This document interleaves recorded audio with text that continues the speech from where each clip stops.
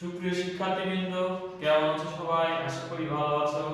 নতুন বছর ভালোভাবে শুরু করতে পেরেছো। সবাইকে নতুন বছরের শুভেচ্ছা। আশা করি নতুন বছর নতুন ক্লাসে তোমরা নতুন উদ্যমে পড়াশোনা শুরু করবে।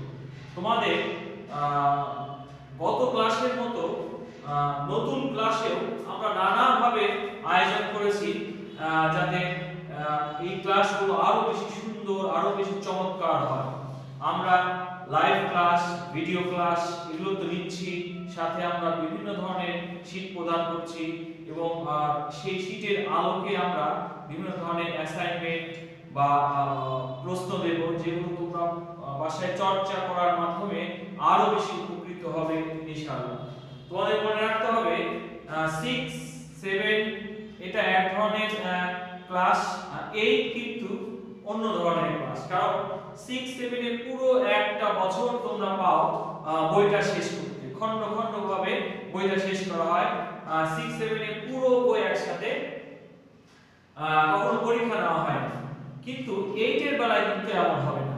8 এ তোমরা দেখবা যে জেএসসি তে যখন হয় পুরো বইয়ের উপরই জেএসসি হয়, এবং জেএসসি সময়কালটা তোমরা দেখবা যে পুরো বছর ব্যাপী কিন্তু ওখানে বই পড়ার কোনো সুযোগ নাই। কারণ জেএসসি যদি হয় তাহলে নভেম্বরের শুরু থেকেই পরীক্ষাটা হয়। সুতরাং তোমাদেরকে আরো বেশি অ্যাক্টিভ হতে হবে ক্লাস 8 এর বইগুলো শেষ করার জন্য। আমাদের শিডিউলও সেভাবে করা আছে।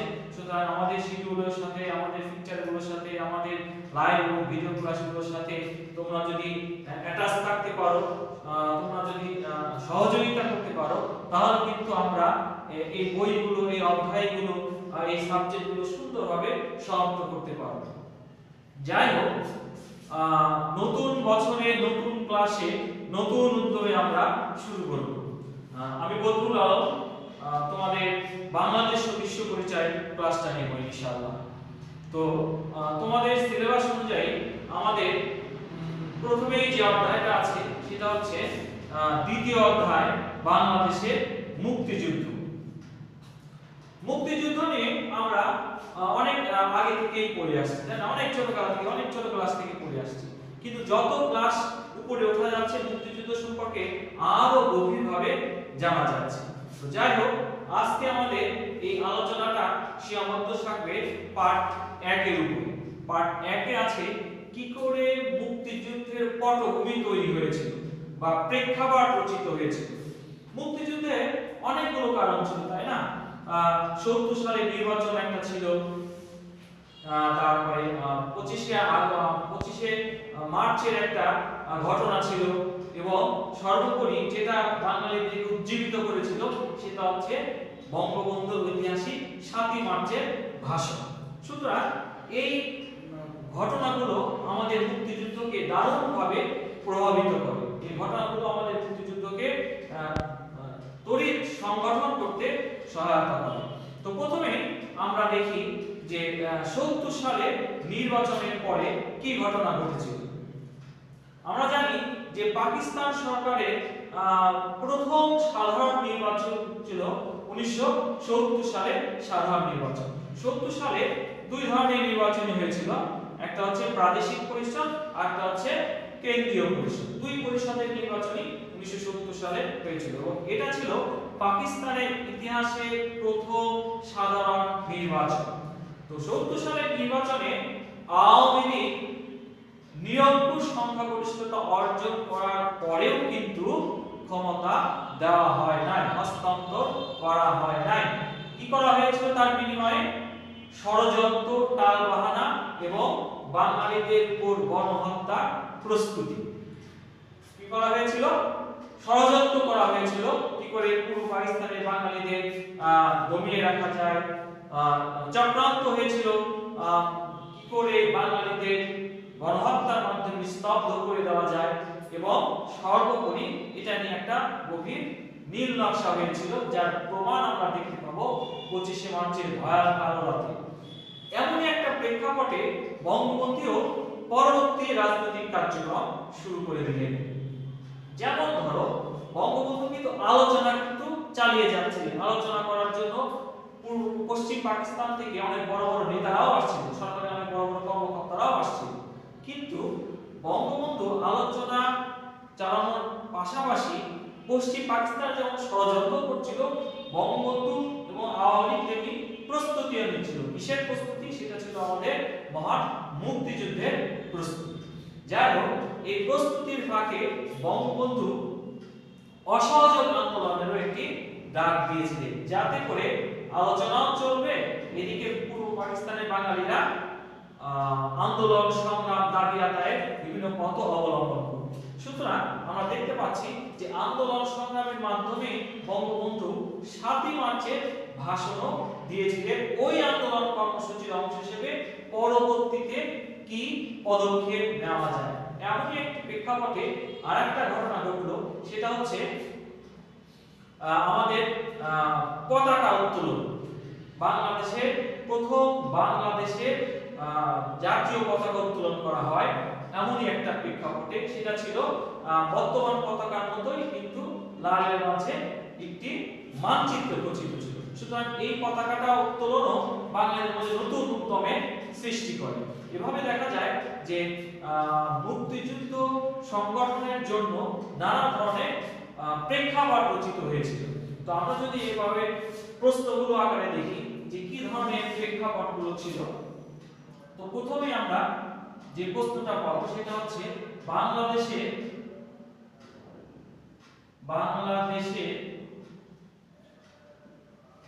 মুক্তিযুদ্ধে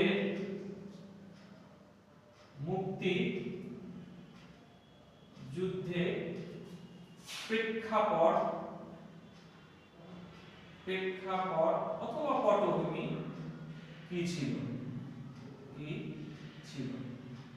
বাংলাদেশের মুক্তিযুদ্ধের প্রেক্ষাপট বা পটভূমিটা কি ছিল? প্রেক্ষাপট পটভূমি মানে কি? যে কোন কারণগুলো এখানে উল্লেখযোগ্য ছিল, কোন কারণগুলো এখানে প্রভাবক হিসেবে কাজ করেছে।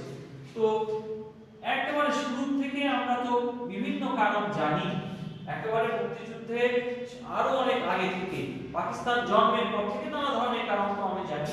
সেটা হচ্ছে বৈষম্য তো অবশ্যই ছিল, বৈষম্য, তাই না? বিভিন্ন করতে অর্থনৈতিক বৈষম্য, সামাজিক বৈষম্য, রাজনৈতিক বৈষম্য, সব দিক থেকে তো বৈষম্য ছিল। অর্থনৈতিক, সামাজিক, রাজনৈতিক, এগুলো বৈষম্য তো ছিল। সবচেয়ে বড় যে প্রভাবক হিসেবে কাজ করেছে সেটা হচ্ছে 1970 সালের নির্বাচন। এই নির্বাচনে জয়ী আওয়ামী লীগকে ক্ষমতা হস্তান্তর করতে না দেওয়াটা মুক্তিযুদ্ধের প্রেক্ষাপট রচনার ক্ষেত্রে গুরুত্বপূর্ণ ভূমিকা রেখেছে। নির্বাচন এবং ক্ষমতা হস্তান্তরে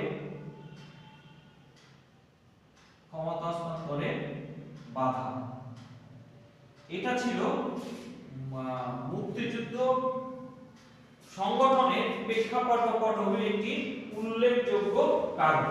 এছাড়াও অন্যান্য কারণ ছিল 25শে মার্চের ভয়াল গণহত্যা, 25শে মার্চের ভয়াল গণহত্যা একটা উল্লেখযোগ্য কারণ, গণহত্যা একটা উল্লেখযোগ্য কারণ এই মুক্তিযুদ্ধের প্রেক্ষাপট রচনার ক্ষেত্রে। সুতরাং মুক্তিযুদ্ধ হঠাৎ করে বা মুক্তিযুদ্ধ একটি বাঙালিরা চেয়েছে হঠাৎ করে শুরু করতে, এমন কিন্তু না।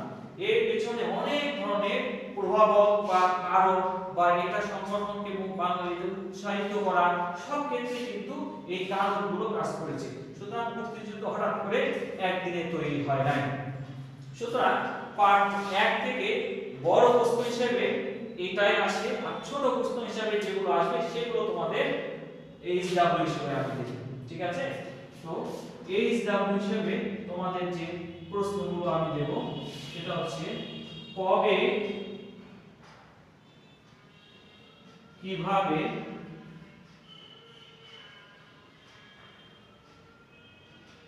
জাতীয় পতাকা উত্তোলন করা হয়েছিল।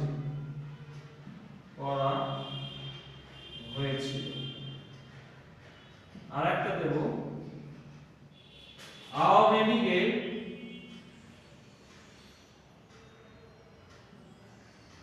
আওয়ামী লীগের বিভিন্ন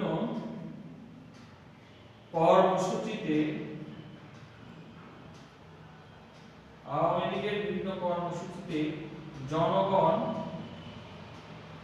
কেমন প্রতিক্রিয়া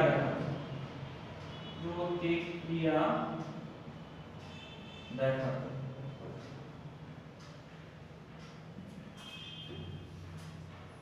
আওয়ামী লীগের কেমন বিভিন্নভাবে এই কর্মসূচিগুলো আওয়ামী লীগ দিত, সেই কর্মসূচিতে জনগণ কিভাবে প্রতিক্রিয়া দেখাতো আর কবে কিভাবে জাতীয় পতাকাটা উত্তোলন করা হয়েছিল। পার্ট 1 থেকে এই দুটো প্রশ্ন তোমাদের এইচডব্লিউ। তো এই ছিল পার্ট 1 এর আলোচনা। পার্ট 1 অতটা গভীরভাবে মুক্তিযুদ্ধ সম্পর্কে বিস্তারিত আলোচনা করা হয় নাই, সংক্ষিপ্তভাবে কিভাবে শুরু হলো তার একটা প্রেক্ষাপট দেওয়া হয়েছে। তো ধন্যবাদ সবাইকে, আশা করি ভালো থাকবে এবং আমাদের সাথে থাকবে।